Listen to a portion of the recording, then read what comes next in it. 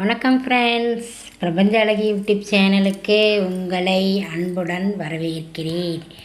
இன்றைக்கி என்ன ரெசிபி அப்படின்னு பார்த்தா, உங்கள் எல்லாருக்கும் பிடிச்ச பாவக்காய் தொக்குங்க.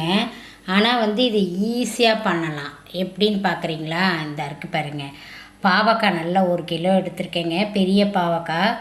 அதை என்ன பண்ணேன்னா நல்லா கட் பண்ணி கல்லுப்பு போட்டு கொஞ்சம் நேரம் ஊற வச்சு புழிஞ்சி எடுத்து வச்சுருக்கேன். அதனால தான் அந்த வடித்தட்டில் போட்டு வச்சுருக்கேன். ஓகேவா? 1 கிலோ பாவக்காய் எடுத்துகிட்ருக்கேன். அதுக்கப்புறம் என்ன அப்படின்னா, ஒரு பெரிய நெல்லிக்காய் சைஸை புளி எடுத்து நல்லா கரைச்சி வச்சுருக்கேன். அப்புறம் இது என்ன அப்படின்னா, இது சாம்பார் பொடிங்க. சாம்பார் பொடி போட்டு இந்த மாதிரி பண்ணலாம் தொக்கு. அப்புறம் தேவையான அளவுக்கு நல்லெண்ணெய் இப்போ 1 கிலோ அப்படின்னா உங்களுக்கு ஒரு 200 ml தேவைப்படும். அதனால் நல்லெண்ணெய் எடுத்து வச்சிட்ருக்கேன். அப்புறம் தேவையான அளவுக்கு கடுகு. இதில் வெல்லம் ஒரு 100 கிராம் கிட்ட எடுத்து வச்சிட்ருக்கேன். அப்புறம் உப்பு. இது என்ன அப்படின்னா, உங்கள் எல்லாருக்குமே தெரியும், வெந்தயப்பொடி, பெருங்காயம். ஆனால் இந்த முறை நான் ஈஸியாக பண்ண போகிறேங்க. ஏன்னா நிறைய சாமான்லாம் போட போகிறதில்ல. முதல்ல ஆயில் போட்டு நல்லா பாவக்காவை வதக்கிக்கணும். ஆனால் எண்ணெய் ஒரு 100 ml ஊற்றுங்க. ஊற்றி நல்லா வதக்கிட்டு, நான் 1 கிலோவுக்கு சொல்கிறேன், நீங்கள் எவ்வளோ செய்யணுமோ அதுக்கு தகுந்த மாதிரி கால்குலேட் பண்ணிக்கோங்க. நல்லா வதக்கிடணுங்க. வதக்கும் போதே நம்ம மிளகாத்தூள், மஞ்சத்தூள், பெருங்காயத்தூள் எல்லாத்தையும் போட்டு ஒன்றா வதக்கி உப்பு கூட போட்டு நல்லா வதக்கிடணும். வதக்கிட்டு ஆற வச்சு மிக்ஸி ஜாரில் போட்டு நல்லா என்ன பண்ணணும், ஒன்றும் பாதியமாக கொரப்பாக அரைச்சிட்டு, அப்புறம் கடாய் வச்சு ஆயில் ஊற்றி கடுகு போட்டு இந்த அரைச்சிருப்போம் இல்லையா பாவக்காய் விழுது, அதை போட்டு நல்லா கலந்துட்டு அது கூட வெல்லத்தை போட்டு இறக்க வேண்டியது தாங்க. இது ரொம்ப ஈஸியாக பண்ணுற பாவக்காய் தொக்கு. இது இட்லிக்கு, அப்புறம் தோசை, சப்பாத்தி, சாதத்து கூட போட்டு சாப்பிட்லாம். குழந்தைங்களுக்கு கூட கொடுக்கலாம். அதுக்கு தான் கொஞ்சம் வெல்லம் வச்சுருக்கேன். ஏன்னா வெல்லம் போட்டிங்கன்னு வச்சுக்கோங்க, குழந்தைங்கக்கிட்ட சொல்லாமே நம்ம கொடுத்துர்லாங்க. பெரியவங்கள்லேருந்து சின்னவங்க வரைக்கும் சாப்பிட்லாம். ரொம்ப ஈஸியாக பண்ணலாம். வாங்க எப்படி பண்ணுறதுன்னு பார்க்கலாம். ஆயில் வச்சாச்சு. ஆயில் சூடாக போது பாவக்காய் போட்டுடலாம். பாவக்காய் போட்டிருக்கேன், வதக்கிக்கிட்டு இருக்கேன். நீங்கள் என்ன பண்ணணும் அப்படின்னா, பாவக்காவை நல்லா தண்ணியில் போட்டிருந்தாலும் நல்லா புழிஞ்சி கொஞ்சம் நேரம் வடித்தட்டில் போட்டு காய வச்சுட்டு வதக்கணுங்க. அதில் தண்ணி சத்து இருக்கக்கூடாது. இதில் கொஞ்சம் தண்ணி இருக்க போட்டிருக்கு, அதனால தான் இந்த சவுண்டு வருது. தண்ணி இல்லாமல் போட்டால் தான் ரொம்ப நாளைக்கு வச்சுக்க முடியும். அவ்வளோதான், வதக்கிக்கிட்டே இருக்கேன். இன்னும் நல்லா வதக்கணும். வதக்கினா தான் உங்களுக்கு தொக்கு நல்லா வரும். வதக்கிக்கிட்டு தான் இருக்கேன். நல்லா வதக்கிட்டோம். இப்போ ஸ்டவ் ஆஃப் பண்ணிவிட்டு இது நல்லா ஆறட்டும்.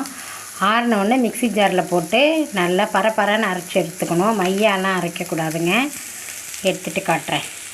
நம்ம என்ன பண்ணியிருக்கோம்னா, மிளகாத்தூள், கல்லுப்பு, பெருங்காயம் போட்டிருக்கோம்.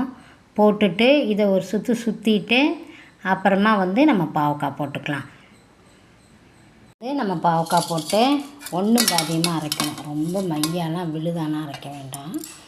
ஒன்றும் பாதியமாக அரைக்கணும். அரைச்சிட்டு காட்டுறேன். இது என்னென்னா, இப்போ கொஞ்சம் அரைஞ்சிடுச்சிங்க. இது கூட நம்ம கொஞ்சம் புளி ஊற்றி அரைக்கணும்.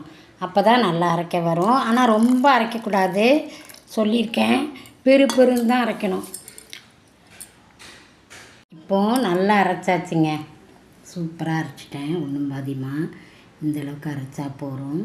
இப்போ என்ன பண்ணுன்னா, அதே கடாயில் எண்ணெய் ஊற்றி கடுகு போட்டு இதை அப்படியே போட்டு நல்லா கலரணும். இன்னும் சில பொருட்கள்லாம் போடணும். வாங்க பார்க்கலாம். இப்போவே நல்லா வாசனையாக இருக்குங்க. அதே கடுகு போட்டுட்டேன். கடுகு பொரியுதுங்க. ரொம்ப சடசடான்னு மேலெல்லாம் வெடிக்குது, அதனால் தள்ளி காட்டுறேன். இப்போ கடுகு வெடித்து முடித்த உடனே நம்ம அந்த விழுதை போட்டுற வேண்டியதான். போட்டு காட்டுறேன். எல்லாம் கலந்து விட்டாச்சு. கொஞ்சம் புளி தண்ணி போட்டு கொதிக்க விடலாம். சரியா? இது கொதிக்கணும்ல, அதுக்காக தான் புளி தண்ணி ஊற்றிட்டேன். நல்லா கலந்து கொதிக்க விட்டுறேன். அப்புறம் காட்டுறேன். தொக்கு சூப்பராக ரெடி ஆகிட்டுருக்கேங்க. நல்லா ரெடி ஆகிட்டுருக்கு. அவ்வளோதான், இறக்கணும். இப்போ ஒரு பொருள் போடணுங்க. அது உங்கள் எல்லாருக்கும் தெரியும் நான் என்ன போடுவேன்னு. வெந்தயப்பொடிங்க.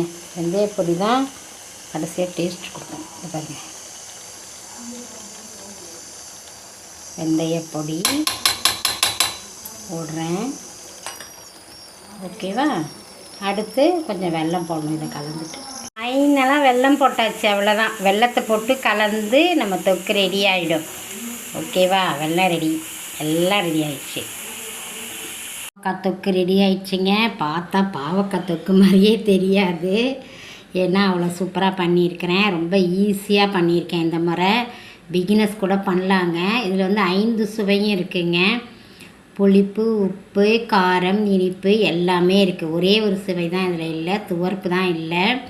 குழந்தைங்கள்லேருந்து எல்லோரும் சாப்பிட்லாங்க. தோசை, இட்லி, சப்பாத்தி, சாதத்துக்கு சாப்பிட்லாம். ஆனால் நீங்கள் யார்கிட்டையும் இது வந்து பாவக்காய் தொக்குன்னு சொல்லாமே செஞ்சு கொடுங்க, எல்லோரும் சாப்பிடுவாங்க. வெளியில் வச்சு சாப்பிட்டிங்கன்னா ஒரு 10 days வச்சுக்கலாம். ஃப்ரிட்ஜுக்குள்ளே வச்சு சாப்பிட்டிங்கன்னா ஒரு மாதத்துக்கு மேலேயே வச்சுக்கலாங்க. ஆனால் தீர தீர செஞ்சுக்கோங்கங்க. ஓகேவா? பிரபஞ்சத்திற்கு நன்றி, நன்றி, நன்றி.